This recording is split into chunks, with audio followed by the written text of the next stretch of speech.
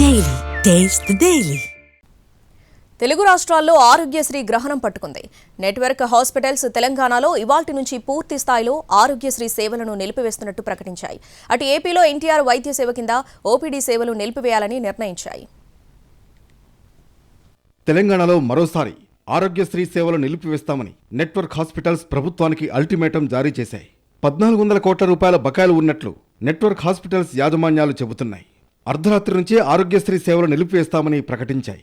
20 రోజులుగా ప్రభుత్వంతో జరిపిన చర్చలు విఫలం కావడంతో ఈ నిర్ణయం తీసుకున్నట్లు వెల్లడించాయి. ఆరోగ్య శాఖ, ఆరోగ్యశ్రీ ట్రస్ట్ నుంచి ఎలాంటి స్పందన లేకపోవడంతో అనివార్యంగా ఈ నిర్ణయం తీసుకోవాల్సి వచ్చిందని వెల్లడించాయి. గత సంవత్సరం నుంచి సుమారు 1400 కోట్ల బిల్లులు చెల్లించకపోవడంతో సిబ్బంది జీతాలు, మందుల కొనుగోలు, నిర్వహణ ఖర్చులకు ఇబ్బందులు పడుతున్నామని ఆసుపత్రి యాజమాన్యాలు తెలిపాయి. వైద్య సేవల ధరలు పాతవే ఉండడంతో వాటిని పెంచాలని ఆసుపత్రులు డిమాండ్ చేస్తున్నాయి. ప్యాకేజీల రేట్లు పెంచకపోవడంతో ఆర్థిక నష్టాలు ఎదుర్కొంటున్నామని చెబుతున్నాయి. ఎంఓయూ పునరుద్ధరణ, చెల్లింపులలో జాప్యం, రెడ్రెసల్ మెకానిజం లేకపోవడం, ఏకపక్ష సర్క్యులర్లు వంటి అనేక సమస్యలపై చర్చలు కొలిక్కి రావడం లేదు.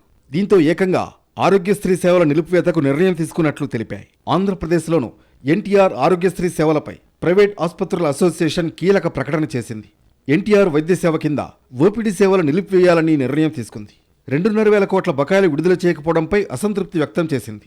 మొత్తానికి ఇటు తెలంగాణలో పూర్తి స్థాయిలో ఆరోగ్యశ్రీ సేవల బంద్కు నెట్వర్క్ ఆసుపత్రులు నిర్ణయం తీసుకుంటే, అటు ఏపీలోనూ ఓపీడీ సేవలు నిలిపివేస్తున్నట్లు ఆసుపత్రులు వెల్లడించడంతో లబ్ధిదారులు ఆందోళన చెందుతున్నారు.